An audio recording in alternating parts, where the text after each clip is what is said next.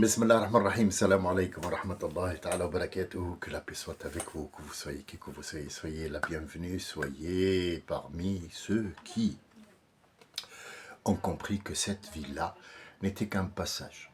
Et la vraie vie, c'est après cette vie-là, Dieu l'a appelé Al-Hayawan, l'animal. Ce n'est pas la traduction, bien sûr, en français. L'animal dont on parle en français, c'est l'être que Dieu a créé sur terre pour qu'il soit et qu'il fasse la chaîne alimentaire. Mais le mot animal en arabe, al-hayawan, c'est la vie qui ne compte pas. La vie qui ne compte pas, c'est cette vie appelée al-hayawan. Pourquoi elle ne compte pas? Qu'est-ce que ça veut dire? Il y a toujours un sens, bien sûr, qui est caché et énormément d'autres sens où il faut aller absolument les chercher dans une profondeur qui s'appelle le premier, deuxième, troisième degré, quatrième degré. Avant de reprendre les choses, il y en avait dit qu'on va rester juste un petit peu, prendre le temps de souffler, prendre ces informations et puis les mettre dans un contexte. Ils ne sont pas aussi simples que ça, hein. C'est beaucoup d'informations qu'il faut absolument comprendre d'abord. La première des choses qu'il faut comprendre, là j'ai l'impression d'être un professeur, qu'il faut, il faut, mais je pense que c'est le seul mot que j'ai trouvé, il faut savoir qu'est-ce que l'islam.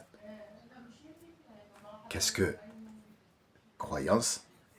Qu'est-ce que devoir? Qu'est-ce que obligation? Et qu'est-ce que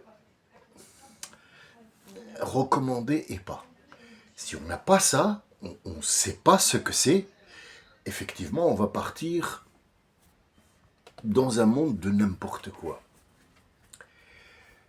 J'ai reçu une question de la part d'un frère dans le privé, et je lui ai demandé la permission de, non pas le citer, mais citer la question en elle-même dans sa globalité et non pas dans le détail. La question concerne la zakat. Il demande combien la zakat et c'est quoi la zakat. Ah, je dis d'abord, il faut comprendre ce que c'est que la zakat déjà avant de la faire. Mais avant d'aller à la zakat, t'es qui? Tu me parles de la zakat, toi tu es qui? Parce que la zakat, c'est pas que le musulman, hein? Qu'est-ce que le mot zakat? Alors, dans l'islam, nous avons ce qu'on appelle les bases. Qu'est-ce que ces bases? Ces bases-là, ils sont imposés. C'est ce qu'on nous dit, hein, on est bien d'accord. Imposés. Les cinq bases. C'est pas une base. Ce sont pas des bases. Oui, shahadaten, la zakat, salat, saoum, al-hajj, c'est pas des bases, ça. Non, ce sont pas des bases, ce sont des repères. C'est des repères, c'est des prises électriques où tu dois aller te recharger. Mais est-ce que, s'il n'y a pas de prise électrique, l'endroit n'existe pas ou n'est pas valable? C'est ça la question qu'il faut se poser. Avant d'aller chercher combien zakat et combien, pourquoi? Pourquoi je fais zakat, moi? Après, tu verras que le combien, c'est pas une question qui s'impose. Admettons que nous, on va parler maintenant de l'islam. Là, maintenant, je parle d'un truc base. Il y a rien de philosophe là-dedans. Il n'y a pas d'information. Juste que l'information principale que je vous donne, c'est que on ne s'appelle musulman à l'époque du prophète sallallahu alayhi wa sallam que si on est resté 13 ans. Je parle du prophète et de ceux qui l'entouraient. Tu ne dis que je suis musulman, sauf si tu passes par les 13 ans que le prophète a passé à inviter les gens à changer. C'est ça l'islam, c'est ça. Aujourd'hui, je reçois un commentaire qui m'a plu en gros, mais dans le détail, il y a beaucoup d'amalgames, des choses qui vous emmènent à quelque chose de dangereux. La personne qui l'a écrit, il en est convaincu. Moi, je dis que c'est ce qu'il a appris, c'est ce qu'on lui a dit. Mais la vérité, elle est où? Le commentaire, il dit, le français ne sait pas que quand il rentre dans l'islam, il est condamné. Et quand il en ressort, le prophète, il a dit, tuez-le. C'est ce qu'on nous a appris tous. C'est ce qu'on nous a appris. Il a volé, coupez-lui la main. En fait, ça, ce sont comme les bases de l'islam. Ils sont 5, allez. Tiens, s'il te plaît, avant de parler de zakat, dis-moi, les bases, c'est quoi? Les bases, c'est que je témoigne que Allah est unique. Et aussi, je témoigne que ce prophète, il a emmené effectivement le message de Dieu. Il nous l'a emmené. Et il a fait en sorte que le message a bien été livré. Signature et tout, il te tend là, accusé de réception et tout. Ah, ça c'est là, oui, d'accord. Mais si tu témoignes pas, t'es musulman. Si tu témoignes pas, t'es musulman. Moi, je passe de passage, je posais la question, bonjour, qu'est-ce qui se passe? Oh, oui, lui, il veut témoigner, lui, il lui a dit, il faut que tu témoignes. Oui, mais alors, dis-nous, si lui témoigne, est-ce qu'il est musulman ou pas? Parce que j'ai envie de faire la même chose, dis-nous. Ah, d'accord. Qu'est-ce que c'est que ce témoignage, en fait? Ce témoignage, il est intime. Est-ce que quand tu dis devant les gens, oui, Ashhadu an la ilaha illallah wa ashhadu anna Muhammadan Rasulullah, est-ce que ça y est, t'es musulman? Tu l'as dit? Parce que tu pourrais le dire sans faire attention sur la télé. Tu t'appelles, je sais pas, moi, Pascal Pro. Oh, excusez-moi, oh là là. Vous avez vu, c'est dans les gènes où j'entends ces mots-là, je crache comme un chat. Il va dire ah oui bonjour alors aujourd'hui alors apparemment dans les musulmans là de France ils disent la ilaha illallah la Muhammad Rasoul. Est-ce que ça fait de lui, puisqu'il vient de le prononcer, est-ce que ça fait de lui un musulman? Quelqu'un qui vient pour se marier, et il traverse toute la Méditerranée, il vient dans une famille de Marocains, musulmans, ou Tunisiens, ou Algériens, ou je sais pas quoi, il leur dit est-ce que ça fait de lui un musulman? Il lui dit allez, ça y est, il est rentré dans l'islam. Rentré où? Et l'islam, c'est quoi? C'est une habitation, il est rentré. Rentré comment? C'est quoi cette rentrée? Par une porte, par la fenêtre, c'est quoi? Deuxième, c'est Salet. Salet, à n'importe quelle personne qui connaît ou qui a une connaissance, qui est né dans un pays où il y a le truc, tu lui dis Salet, la première des choses, il te dit ah oui, Salet, là, Allah, allez vite, la Salet, elle a commencé. Après, ils te disent zakat. Ah oui, zakat al-fitr, ouais, quoi, dis-nous combien? C'est 2,50 € sur les 1000, et puis si tu as de l'or, et si tu as des trucs, bah tu donnes 2,75 grammes, enfin je dis des chiffres aléatoires comme ça, et non aucun justificatif. Et puis si tu as des bourricots, tu donnes le 1/4. Le 1/4 de quoi? Bah des animaux. Ouais, mais j'ai un cheval, moi, hein. Quand tu me dis 1/4, ça veut dire que je lui coupe la jambe. Donc j'aurai un cheval. Qu'est-ce qu'il a? Ah bah, j'ai donné la zakat. Hein. Et l'année prochaine, ah bah, ça sera un kangourou, parce qu'il n'a plus les pattes derrière, parce que je les ai données dans la zakat, et ça devient un cheval kangourou. Et le hajj. Ah, le hajj, il faut d'abord que tu aies le truc de... Qu'est-ce qu'il y a? Qu'est-ce qu'il y a? Pourquoi tu cries? Qu'est-ce qui se passe? Pourquoi cette musique? Il y a qui? C'est Michael Jackson, il est venu, c'est quoi? Non, c'est Mokhtar, il va le hajj. Et quand il revient, et lui, il dit, Allahu Allahu Akbar, Allah, qu'est-ce qui se passe? Mukhtar, il est venu de la Mecque, c'est de la Mecque. Qu'est-ce qu'il a rapporté? Il a rapporté de la Mecque, c'est ça, c'est de la Mecque. Excuse-moi, juste 5 secondes. Bangladesh. Bangladesh, c'est la Mecque? Oui, mais c'est parce que c'est dans la Mecque, regarde, c'est parce que c'est dans la Mecque. Est-ce que ça cause un problème? Oui. C'est pas un problème. On est dans la source des problèmes. L'islam, c'est pas ça. L'islam, c'est capituler. L'islam, c'est la paix, la paix, la paix. Je suis en guerre contre cette idéologie qui est là, qui me dit qu'il y a un Dieu, je vais le combattre. Ça y est, je dépose l'arme. Je n'ai pas envie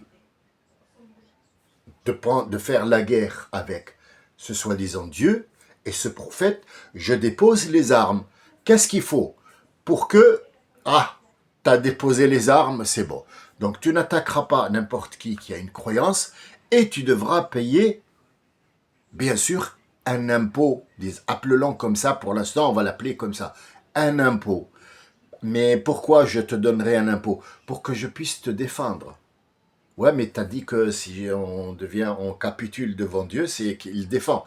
Oui, il te défendra contre les forces du mal. Mais contre les forces terrestres, il t'a dit, je t'ai donné un cerveau, des mains, et je t'ai appris à bouger. Donc en fait, à éviter les coups. Éviter les coups, ça veut dire que c'est de la boxe? Non, éviter les coups de la vie. Mais les coups qui viennent de l'extérieur d'une force que tu ne peux pas, c'est moi qui vais te couvrir. Compliqué tout ça. C'est très compliqué. Hein? L'islam n'est pas basé sur 5 piliers. Parce que vous imaginez les musulmans qui sont venus, disons la première génération, ou la génération même qui n'est pas venue en France, qui est restée dans le pays à l'époque. À l'époque. Est-ce que vous appelez ça islam et est-ce que c'est une base et qu'est-ce que ça a donné? Rien. Alors c'est quoi l'islam? L'islam sans le traduire en français. L'islam c'est capitulation devant tout ce qui vient d'Allah Azza wa Jal. Juste la reconnaissance, tout simplement. D'accord. Et le reste, ce sont des outils. C'est des prises de recharge. On va commencer par Ash-Shahadat. Les 2 témoignages, et non pas un. Les 2. Celui qui te dit Ash-Shahada, il n'a rien compris. Ash-Shahadaten, ils sont différents, ils ne sont pas associés. Chaque shahada est dans un sens. Le premier sens, c'est que je témoigne que tout ce monde-là appartient à Allah, y compris moi, ce que je vais faire, ce que je pense, ce que je mange, ce que j'ai, tout appartient à Dieu, sauf que moi, j'en suis le gérant. Deuxièmement, c'est que ce monsieur-là, qui s'appelle Mohammed, a été envoyé bel et bien par Allah, et il nous a apporté ce qui lui a été confié, il a été emmené au gramme près, à la lettre près, au sentiment près. Ce sont les 2 témoignages, ils n'ont aucun rapport l'un avec l'autre. Celui qui te dit Allah a associé son nom à celui d'Allah, à celui de Mohammed, ça veut dire que Mohammed est devenu un prophète, un Dieu. Or, c'est pas vrai. Salet, il nous dit de la faire ensemble parce que à chaque fois que tu fais une salette qui est réunie avec d'autres, elle s'amplifie. Mais est-ce que si je la fais tout seul, est-ce qu'elle est bien? Complètement. Et pourquoi alors il faut parce qu'une fois que tu la fais tout seul, elle va partir en lambeaux de temps, petit à petit, jusqu'à ce qu'il ne reste plus rien. Mais quand elle est solidifiée par les autres, elle reste à peu près plus ou moins intacte. Mais en gros, c'est quoi cette salette? Ça, ce sont les gestes et la recharge de la Ummah de Muhammad. Pas celle de l'avant. Mais alors, salette, pourquoi on l'appelle salette, ceux des autres? Parce que salette, en fait, c'est pas les gestes de Muhammad sallallahu alayhi wa sallam. C'est la connexion avec Allah. Est-ce qu'elle doit être publique? Non, elle est intime. Si tu fais salette, je ne sais pas si tu es en contact avec Dieu ou pas. Toi, tu prends un truc comme, je sais pas moi, ça, qui me dit que ça, toi, tu vois que c'est une boîte. Peut-être que c'est un téléphone, parce que le téléphone, maintenant, il y a des gens qui marchent tout seuls, tu vois rien du tout. Hein, il a une petite oreillette derrière l'oreille, à l'intérieur, là, comme les speakers à la télévision, et il entend l'autre qui... Je ne sais pas s'il est en contact... Bah si, il est en contact avec le régie. Il est en salette avec le régie. Salette? T'appelles ça salette? Tu oses pas, tu oses dire... Oui, oui, oui. Oui, c'est une salette. Il est en contact. Il est en contact direct avec... Mais je ne sais pas ce qui se passe entre lui et ce qu'il lui a dit dans l'oreille. Moi, ce que je vois, c'est ce que je vois avec l'œil. Alors, qui te dit que ça, c'est pas un téléphone?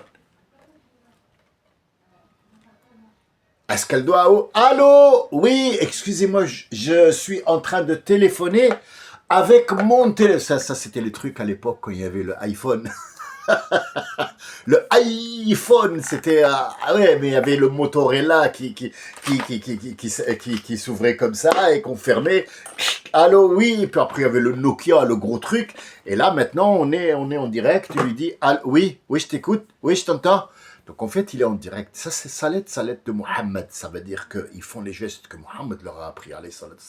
Les autres, ils ont une autre connexion.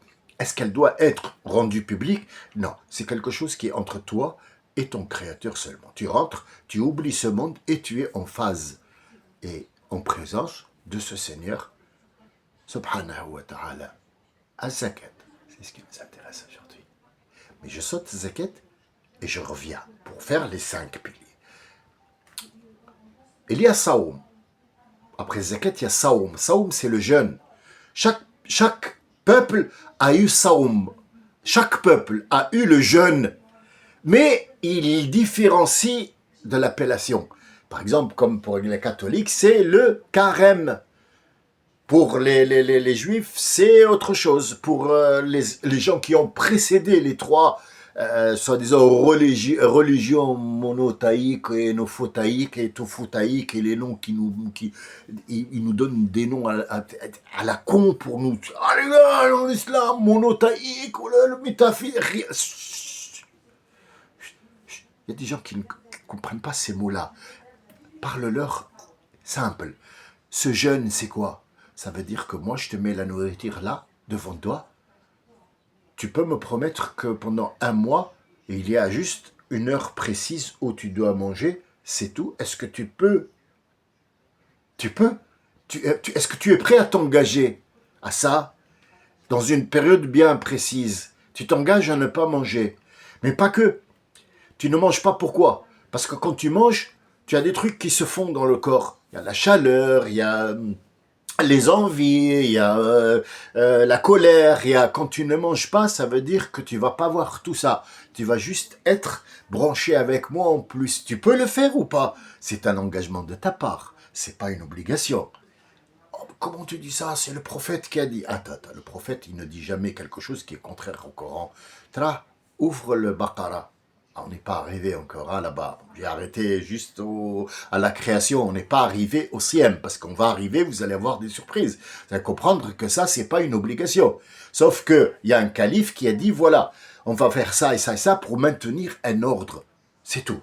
Mais entre moi et Allah, si toi, tu m'imposes Siem et tu me dis, Siem, ça veut dire on mange pas. Non, c'est interdit. D'accord. Donc, ne pas manger. Chez vous, ça veut dire que il faut que je... qu'est-ce qu'il y a? Je fais le ramadan. D'accord. Mais si, par exemple, je m'évade quelques secondes, seul, et que je fasse ça.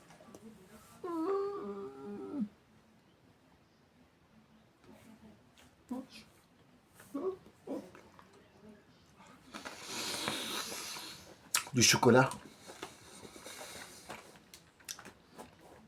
Tu m'as vu? Non. Je l'ai mangé dans le coin là-bas, je suis venu. Fais Siem. Allahu Akbar. Siem, c'est quelque chose entre toi et Dieu. C'est pas quelque chose entre toi et les gens, c'est un engagement. Si tu ne peux pas le faire, tu n'es pas obligé. Par contre, une condition, c'est comme celui qui capitule. Tu capitules, tu vas donner ce qu'on appelle al-jizya. C'est une forme de zakat. D'accord? Je termine le hajj et on revient à la zakat si vous voulez bien, pour que tout le monde en bénéficie. Bien sûr, j'ai répondu à notre ami et je vais répondre à celui qui a dit celui qui rentre. Il va sortir. Comme ça, on a tous, quelque part, une bonne information qui est à méditer. On ne va pas trop mettre de hadith, trop mettre de Coran dedans, parce que c'est des choses simples qu'il faut comprendre. Al-Hajj. Al-Hajj, c'est quelque chose que le prophète alayhi salatu wassalam a été ordonné de faire, mais le reste du monde n'a pas été ordonné. La ayah, au début, elle était Wal-Hajj. Il y a un certain moment, le prophète a fait le Hajj et a vu que c'était très difficile pour les gens. Il a dit « Liman istata'a ilayhi sabil ». Elle a été rajoutée avec al-wahi, la révélation. Dans une autre ayat, le verset a été remplacé par un autre verset par Allah Azza wa Jal. « Liman istata'a ilayhi sabil » pour celui qui peut. Pour celui qui peut. Le prophète a dit, Ya Rabbi, loin de moi de remettre ça en question, mais les gens peut-être, et toi, tu es le seul à savoir l'intérieur et l'extérieur, ma umma, elle ne comprendra pas ça. Allah a été rectifié, c'est pas parce que Rasoul, il a remis en place Allah, parce qu'Allah, il ne sait pas. C'est fait exprès pour qu'on puisse, nous, y réfléchir. Celui qui veut, oh là là, tu trouves ça où? Ah, toujours le Baqara. C'est pour ça que je vous ai dit, le Baqara, important, c'est elle qui va nous dire qui nous sommes. Al-Hajj, Ashhur Ma'lumat. Ce sont des mois bien précis. 10 mois. Le Hajj, c'est 15 jours. Qu'est-ce que tu me racontes? Oui, mais parce que excuse-moi, t'es con. C'est juste t'es con parce que t'as pas compris ce que ça veut dire Ashhur. Al-Ashhur Ma'lumat. Al-Ashhur, c'est pas des mois. C'est une publicité. وَأَذِّنْ فِي النَّاسِ يَأْتُونَكَ. Ibrahim, أذن في الناس. Fais la pub. Ashhur, ce ne sont pas des temps. C'est pas le temps. Ashhur, c'est pas des mois. Hajj, c'est 15 jours. On peut dire que oui, parce qu'il y a une préparation du premier mois, le deuxième mois. Non. Ashhur, ce sont, attention, c'est la période du Hajj. La pub, j'ai pas d'autre mot pour vous expliquer. En français, Ashhur, c'est ça. Ashhur, pourquoi on l'appelait Shahr? Il y a 12 mois, 12 Shahr. Shahr, ça veut dire quoi? Ashhara, ça veut dire que tout le monde a su. Tout le monde a su. C'est une publicité, c'est une réclame. C'est une page de réclame. Nous disons aujourd'hui que le mois qui est janvier, février, mars, avril, est parti. Nous avons vu la lune et c'est ce qui a fait Ash-Shahru. Ash-Shahru, ça veut dire tout le monde l'a vu.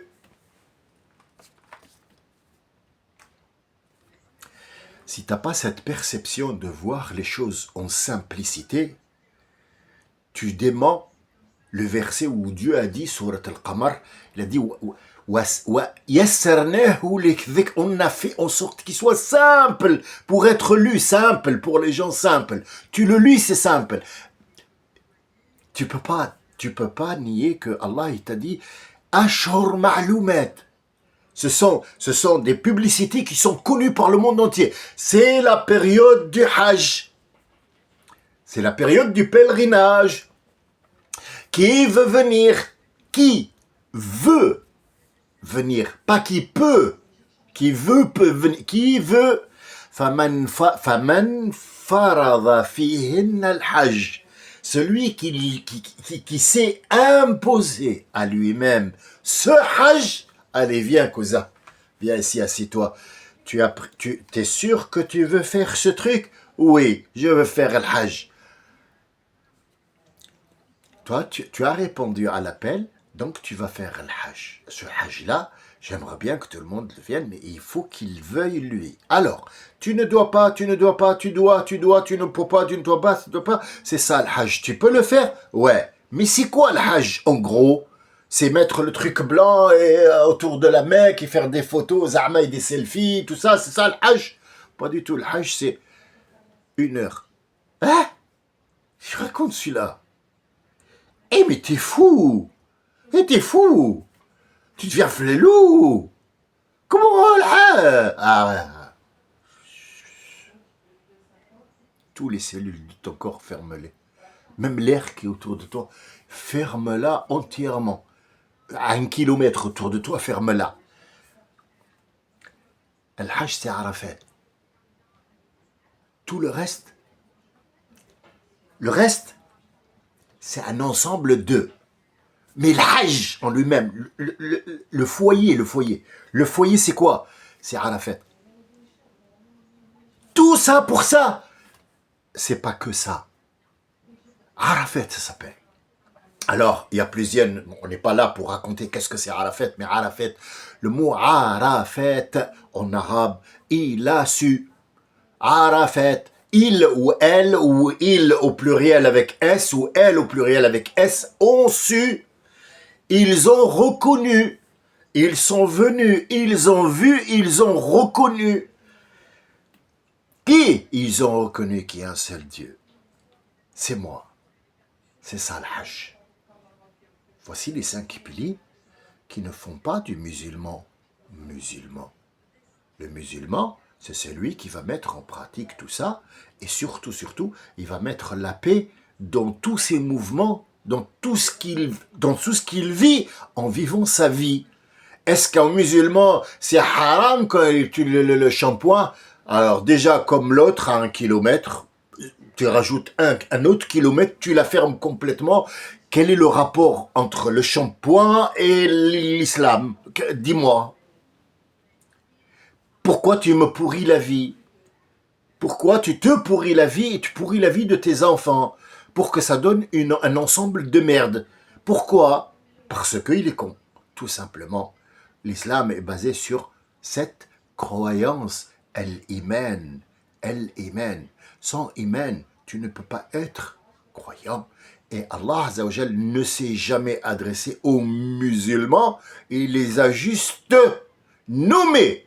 Mais le nom vraiment sur lequel il parle aux gens dans le Coran, dans tout le Coran depuis le début, Ya ayyuhalladhina amanu, al-mu'minina wal-mu'minat, ceux qui ont su, ceux qui ont reconnu, ceux qu'ils pensent, ceux qu'ils savent penser, ceux qui ont reconnu, les croyants, ceux qui ont une croyance. Il n'a jamais dit « Et vous les musulmans »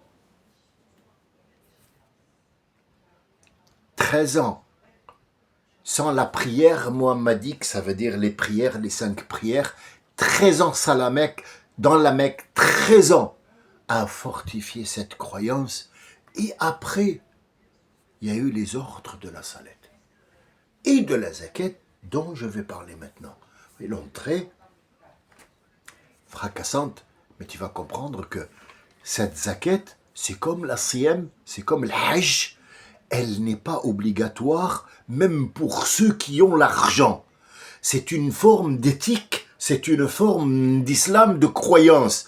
Moi, j'ai dans la maison 1000 euros. On va parler de euros puisqu'on est en 2025. Moi, j'ai 1000 euros à la maison. Qu'est-ce que je fais? Bah, ils sont à toi, t'as rien à faire. Tu fais ce que tu veux. Ouais, mais zakat. Ah, là, c'est autre chose. Là, tu dois plus dire j'ai 1000 euros à la maison, parce que moi aussi j'ai un hélicoptère sur le toit. Et alors, quel est le rapport, l'hélicoptère et l'islam? Quel est le rapport? C'est quoi le rapport? Il n'y en a aucun. Il n'y en a aucun. C'est juste les gens qui foutent la merde. T'as 1000 euros à la maison. Pourquoi tu me renseignes sur ce que tu as 1000 euros dans la maison? Là, je commence à vouloir venir te voler. Mais tu me dis j'ai 1000 euros. J'ai 1000 euros en rab que j'utilise pas et que j'ai pas utilisé pendant 1 an. Et si la donne change, je te dis, ah, ici, il faudra les laver. Les laver? Comment ça, mais les laver? J'ai des trucs en or, moi, qui valent 1 000 euros. J'ai un collier, des perles de ma femme qui valent 1 000 euros. Comment les laver? Les laver, Ahmar. C'est pas la laverie. Ça s'appelle les zakat. Blanchiment d'argent, ça c'est dans les narcotrafics qui te disent, moi, j'ai gagné énormément d'argent illicite, mais ils vont me repérer, qu'est-ce que je dois faire? Bah, il faut que tu les blanchisses. Comment ça? Bah, ouvre une pâtisserie, ouvre je sais pas quoi, où il n'y a jamais eu de clients, sauf que le chiffre d'affaires, pour le fisc, tu fais rentrer 5 000 euros par jour, et puis là, il y a les papiers, il y a l'argent en banque, 5 000 euros. Mais on n'a jamais eu de clients. Mais qu'est-ce qu'on s'en fout? Il y a des clients. Peut-être que tu donnes des clients transparents. Il y a des clients qui sont invisibles, qui viennent tous les jours manger. Ah! Donc ici, pour le narcotrafic, on a trouvé des explications, mais pour Zakat, on n'a pas trouvé de... Il est con, l'être humain, en fait. C'est très con. Et c'est très simple, en plus. Tu as 1 000 euros, tu as 1 000 euros, tu as 5 000, tu as 10 000, tu as des yachts, tu as des bâtiments, tu possèdes la moitié de l'Algérie. Ah, ici, c'est une histoire entre toi et Dieu. D'accord. Est-ce que l'État peut intervenir? Bien sûr. On n'est pas dans la jungle, on est une Oumma où il y a quelqu'un qui est responsable, il y a l'imam, machin. C'est plus le cas maintenant. Maintenant, c'est des gouverneurs qui prennent l'argent des autres, donc on est obligé de cacher. Mais disons que moi, j'ai cette bouteille. Alors, il faut d'abord savoir qu'est-ce que cette bouteille. C'est quoi cette bouteille? Oh ben ça, c'est du parfum. Ah, d'accord. Quelle est l'utilité de ce parfum? Est-ce qu'il est, pour les gens, est-ce qu'il est utile? Est-ce que tu en fais un commerce? Ben oui, je vends du parfum. D'accord, d'accord, d'accord. Tu vends du parfum. Donc, en fait, vendre un gros tas de parfums, c'est pas comme avoir une bouteille de parfum. Cette bouteille-là, si je l'ai à la maison, je l'ai achetée pour mon propre truc, pour mettre du parfum. Donc ici, ça ne rentre pas dans Zakat. Il faut arrêter de faire des conneries. Ça rentre pas dans Zakat, puisque c'est un parfum. D'accord. Mais par contre, moi j'ai en fait 1 000 euros en argent que j'ai mis sous le matelas, mais que j'ai pas utilisé. Pendant combien de temps? Ça fait que 6 mois, hein. D'accord. Mais pourquoi tu les mets sous le matelas, déjà? La question. Avant d'arriver à la zakat, pourquoi tu les mets... C'est des questions qu'il faut se poser. Moi, je prends des exemples, mais je ne peux pas nommer tous les exemples. Pourquoi tu as mis cet argent en cas où, dans la vie, il arriverait quelque chose, j'ai de l'argent. Ouais, mais si demain, il change la monnaie, tu fais quoi avec ça?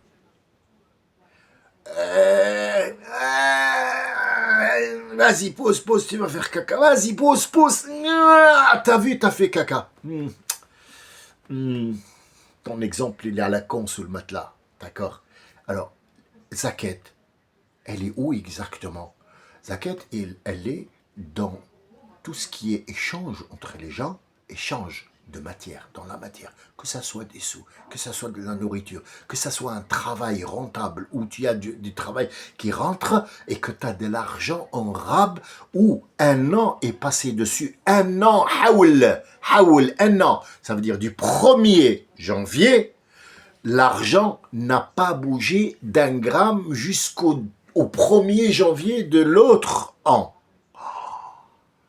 Il n'a pas bougé? Non. Que l'argent? Ben non, tu peux avoir des brebis. Tu les as laissés, ils se sont fait monter par des moutons, et ils ont eu des agneaux, donc ils ont fructifié.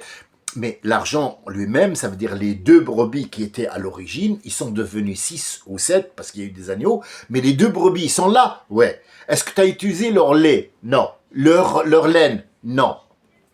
Qu'est-ce que tu dois?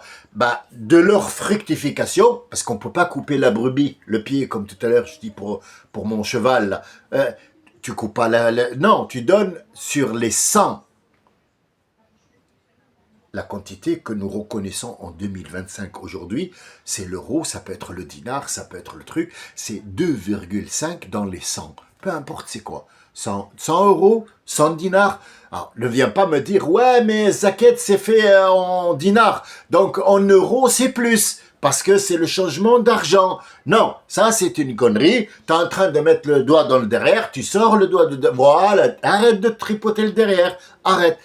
2,5 dans les 100. 100 euros, tu as 2,50 € que tu donnes si ces 100 euros-là n'ont pas bougé un an, du 1er janvier 2025 jusqu'au 1er janvier 2026, ils n'ont pas bougé, tu ne les as pas utilisés, mais il se peut qu'ils ont fructifié. Alors, tu sors quoi? De ce qu'ils ont fructifié ou de eux? De eux, tu peux pas. Parce que si c'est 100 euros, tous les ans, elles sont là, ils sont pas bougés, et tu donnes la zakat dessus, t'as un koluhum zakat. Le zakat va les manger. Parce qu'à un certain moment, 2,50 €, 2,50 €, 2 €, au bout de 10 ans, t'as plus les 100 euros. Donc ça sert à rien. Ça veut dire qu'Allah t'a opprimé ici et que ton calcul est faux. Et le calcul, déjà qu'il y a un truc sur la tête, là, le truc là qui veut... Oh là, ça gueule. Ferme ta gueule. C'est pas comme ça qu'on fonctionne. Ce qu'on fonctionne, c'est que toi, tu dois faire tourner l'argent dans cette société. La tienne ou une autre, on s'en fout. C'est pas toi qui as créé la société, mais c'est toi qui fais en sorte ou de gérer la société ou d'être un truc actif dans la société. Tu vas faire tourner l'argent, tu ne bloques pas. Imagine que 5 ou 6 ou 7 personnes possèdent tout l'argent, tout le bien, tous les animaux de cette société et qui le laissent chez eux avec derrière des murs et ils regardent vers les machins. Qu'est-ce qui arrive dehors? C'est la famine. Parce que toi, tu n'as pas fait en sorte que tout ce bien tourne. Parce que l'être humain, l'échange entre lui et l'autre, c'est ce qu'il possède. Il ne change jamais. Il peut aussi vendre son corps. Mais ça, c'est une autre histoire. Mais l'échange entre les êtres humains, c'est tout ce qui est utilisable dans ton monde. Tu es une fabrique de savon. Est-ce que tu vas sortir 2,5 sur les 100% de savon? Arrête tes conneries. Il faut que tu sortes l'équivalent d'un repas. Qu'est-ce que c'est que l'équivalent d'un repas? Un repas, qu'est-ce que tu manges, toi? Moi, je mange du poisson, du homard et puis un petit peu de foie gras. C'est pas grand-chose, quoi. Après, bon, peut-être, en entrée, je fais une dorade et les fruits, du raisin, machin. Et l'autre? L'autre, il fait juste de la semoule. Parce que lui, il n'a pas et lui, il a. Donc, en fait, on va rassembler ça et ça. On va faire... Et en moyenne générale, on dit que quelqu'un a mangé quand il a, par exemple, du pain, du vin et du boursin. Non, je rigole. Je rigole. Il a un repas sur la table qui lui donne ah, j'ai bien mangé. Ça s'appelle un repas. Si je fais pas saoum, je peux pas. Tu fais manger quelqu'un. Ou 10, ou 60, ça dépend. Là, on rentre dans les détails. Et si je peux pas aller à la Mecque, tu dois y aller. Si tu peux, tu dois y aller. Tu dois y aller. Est-ce que là, tu me l'imposes? Non. Si tu peux, je te conseille d'y aller. Et si tu peux faire Saoum le jeûne, je te conseille de le faire. Mais si vraiment je peux pas, et il n'y a que Dieu qui sait, je peux pas. Mais si jamais, moi, maintenant, je peux pas. Tu peux pas, tu fais pas.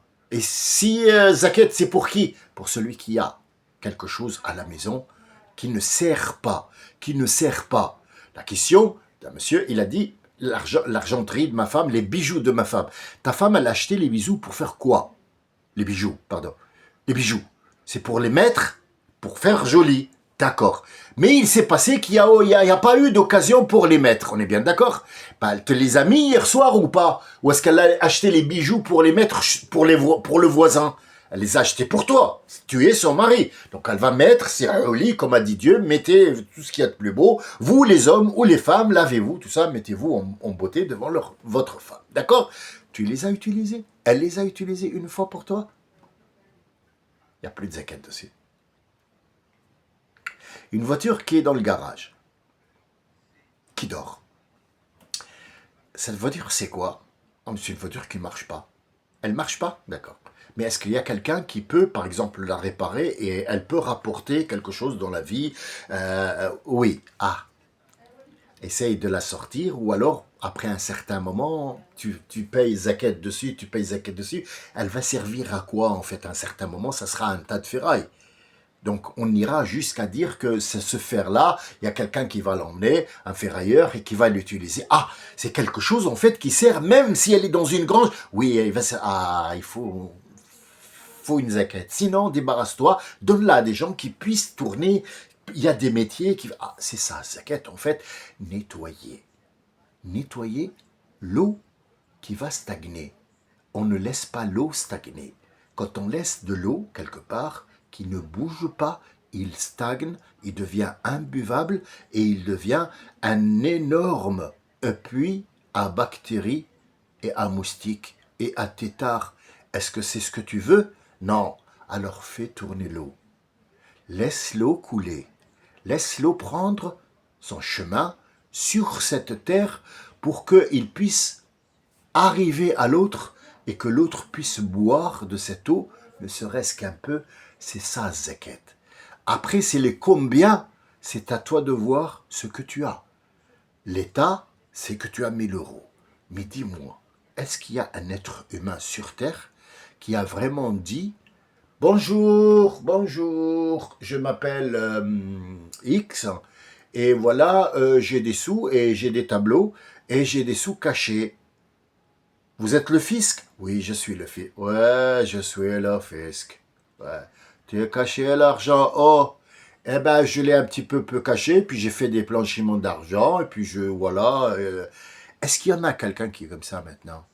Aucun. On ne sait pas combien tu as.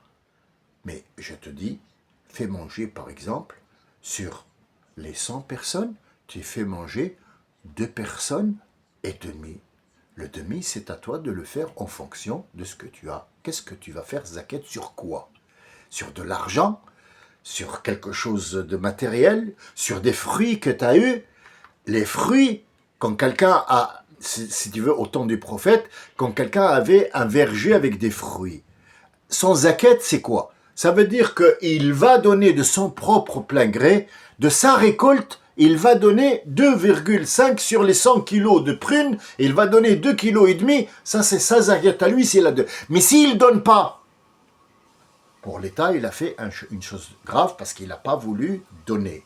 Et on a beaucoup d'exemples dans le Coran. Le mec qui a dit avant de mourir à ses enfants, donnez, et ses enfants, après la mort, il a dit, personne n'aura plus rien du tout. Et là, il y a eu une tempête qui est venue le matin, ils n'avaient plus rien, ils ont dit, merde, on aurait dû. Ah, c'est trop tard. 2,5 kg sur les 100, c'était pas grand-chose. Tu aurais pu les donner. Tu aurais pu les donner. C'est pas grand-chose. Tu aurais pu protéger. Voilà où je voulais en venir. Al-Zakat, c'est une protection pour ton gain. Ça ne veut pas dire que si tu ne fais pas le truc, il n'y a pas un Dieu qui te protège. Pas du tout. Ce sont des choses qu'on utilise dans la vie pour pouvoir vivre entre nous en harmonie. Je réponds maintenant, avant d'aller, bien sûr, errer dans mes responsabilités, le gars qui a dit que, et ça, je ne suis pas contre lui, hein, attention, hein, mon ami, je te parle, je suis en train de rectifier ce que tu as dit parce elle est venue tordue comme ça, tu vois, on va la mettre de droit. Le prophète n'a jamais dit de tuer quelqu'un, jamais. Au grand jamais de sa vie, le prophète n'a dit de tuer. Le prophète n'a jamais eu de prisonnier, sache-le. Il n'a jamais fait de prisonnier. Il a dit aux prisonniers, celui d'entre vous qui apprend à 10 personnes le savoir qu'il a, que ça soit à lire ou écrire ou un métier, il est libre de partir. La plupart de ceux qui ont été prisonniers par l'armée islamique, c'est ce qu'ils disent maintenant, islamique. Je ne sais pas ce que ça veut dire le hic à la fin, mais bon, hein, l'armée du prophète, il n'a jamais eu de prisonniers. Au grand jamais. Il les renvoie toujours chez eux en les désarmant. Il n'a jamais tué ou dire de tuer, sauf dans une bataille, bien sûr, et on n'a pas de preuve que le prophète a tué quelqu'un ou a puni quelqu'un. C'est lui qui a ordonné les punitions, parce que Dieu lui a dit « fais en sorte de ». Et Mohammed lui a dit « Ummati, Ummati, ya Rabbi, Ummati, je ne peux pas les punir, c'est Ummati ». Il lui a dit « Mohammed, Sharra, je t'ai envoyé pour ça. Sharra, mets des lois, je te l'ordonne. Et voilà, tiens le verset, celui qui boit, celui qui... Et il l'a mis avec une miséricorde. Mohammed, sallallahu alayhi wa sallam, est une miséricorde. Rahmatan lil alamin. C'est une miséricorde pour le monde. Il n'a jamais ordonné de tuer quelqu'un. Jamais de sa vie, le prophète n'a ordonné de tuer quelqu'un. Et il a dit, ne tuez pas, quand vous êtes dans une guerre, ne tuez pas un enfant, ne tuez pas une femme, ne tuez pas un vieillard, ne cassez pas un endroit de culte, ne tuez pas quelqu'un qui est en train de prier, tuez celui juste, ou combattez, il n'a pas dit tuer, combattez celui qui vous combat. En fait, Mohammed, celui qui rentre dans l'islam, il a la bienvenue. Mais quand il en sort, tuez-le, ça ne veut pas dire coupez-lui la tête. Tuez-le mentalement, tuez-le économiquement. Nous n'avons plus d'échange avec toi. Tu as été avec nous, tu as été un traître. Donc à partir d'aujourd'hui, tu n'as aucune relation, tu n'as aucun échange avec nous. Nous te renions à jamais. Va. On a une preuve pour ça. Toutes les preuves sont dans le Coran et la première preuve, elle n'est pas pour nous, elle est pour qui? Moussa. Qu'est-ce qu'il a fait, Moussa? Moussa, est-ce qu'il pouvait tuer Moussa? Oui. Est-ce qu'il a déjà tué Moussa? Oui. Il a tué qui? Le cousin du Pharaon. Pourquoi? Pour toi, c'est une histoire. Pour le Coran, pour la vie, pour le hikmah. Cette intelligence et cette perfection de la vie fait en sorte que Moussa doit partir de là-bas, doit aller parce que c'est l'heure, vite, pour qu'il prenne la clé en main de la prophétie, et il doit partir parce que c'est l'heure. Qu'est-ce qu'il va? Il faut une cause. La cause, c'est qu'il va tuer quelqu'un qui va, vous connaissez l'histoire, il va la tuer. Mais est-ce que Moussa a tué As-Samiri, le Samaritain? Est-ce qu'il l'a tué? Est-ce qu'il pouvait le tuer? Le Samaritain, qu'est-ce qu'il a fait? Il a fait quelque chose de très grave. C'est pas aujourd'hui qu'on va évoquer le Samaritain, mais dans la Baqara, le Samaritain et Moussa, ils sont là. Ils sont là, pourquoi? Parce que c'est des bases qui te disent que dans l'islam, il n'y a pas de condamnation à mort, sauf pour des choses très importantes comme tu as tué. Le seul châtiment, c'est qu'on te tue. As-sinnu bas-sin, wal-aynu bil-ayn, wal-badiyu azlamu, œil pour œil, dent pour dent. Quand tu me touches l'œil et que tu l'as fait exprès, il faut absolument t'attendre à ce qu'on t'enlève l'œil. Et le reste, c'est Allah qui s'en occupe. Si tu m'as enlevé une dent, je dois t'enlever une dent et pas tout le dentier. Sur ce, je vous laisse, Inch'Allah, en espérant vous retrouver demain, c'est une petite intervention pour ne pas perdre le fil, tout simplement. Pas beaucoup d'informations, mais les bases. Et je ne me suis pas encore aventuré pour les détails, mais sachez que c'est ça zakat, c'est ça saoum, c'est ça le hajj. L'islam n'a pas de base, c'est pas une base, c'est pas quelque chose qu'on peut... Allez, va tuer l'islam, tu ne pourras rien faire contre l'islam, c'est pas quelqu'un de physique. Et les musulmans, c'est une idéologie, un savoir-vivre. Salam alaikum wa rahmatullahi wa barakatuh.